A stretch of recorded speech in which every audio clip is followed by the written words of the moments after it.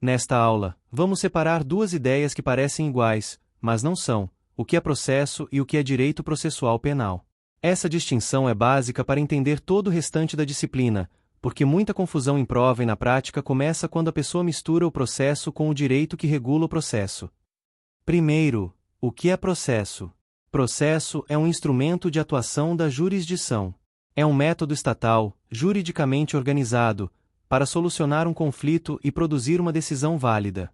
No campo penal, o processo é o caminho pelo qual o Estado juiz analisa uma imputação criminal e decide, ao final, se condena ou absolve, sempre com respeito a garantias como contraditório, ampla defesa, imparcialidade e motivação das decisões.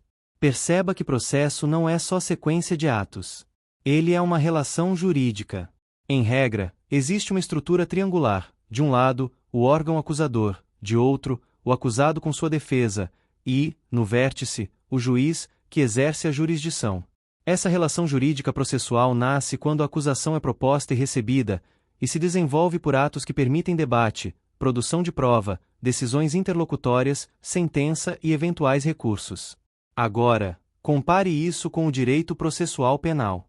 Direito processual penal é o conjunto de normas e princípios que regulam como esse processo deve funcionar. Ele é o direito do processo penal. Se o processo é um instrumento em movimento, o direito processual penal é o manual jurídico que estabelece quem faz o quê, quando, de que forma, com quais limites, quais garantias e quais consequências se houver irregularidades. Então, uma forma simples de fixar: processo penal é o caso concreto tramitando, direito processual penal é o sistema de regras que disciplina todos os casos. Um processo específico pode ser o processo do caso X. Já o direito processual penal é o que está no Código de Processo Penal, na Constituição, em leis especiais e na interpretação dos tribunais, orientando qualquer processo penal. Outra distinção importante é entre processo, procedimento e rito.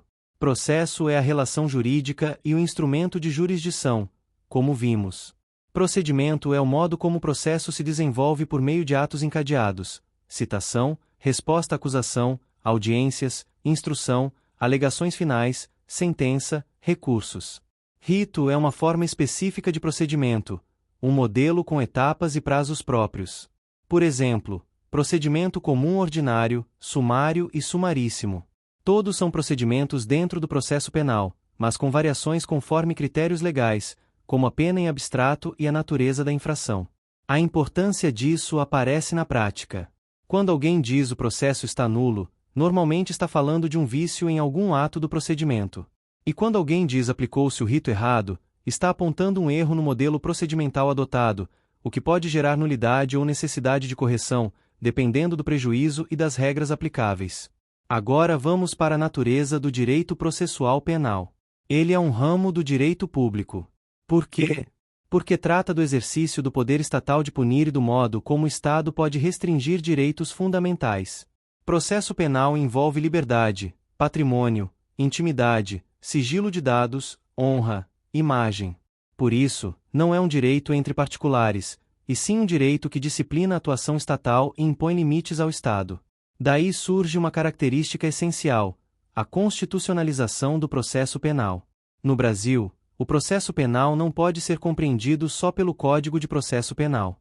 A Constituição estabelece garantias que são verdadeiros pilares: devido processo legal, contraditório, ampla defesa, juiz natural, presunção de inocência, inadmissibilidade de provas ilícitas, motivação das decisões, publicidade com exceções, duração razoável do processo.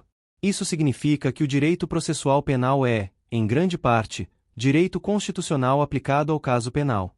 A norma infraconstitucional só vale e só deve ser aplicada se for compatível com a Constituição.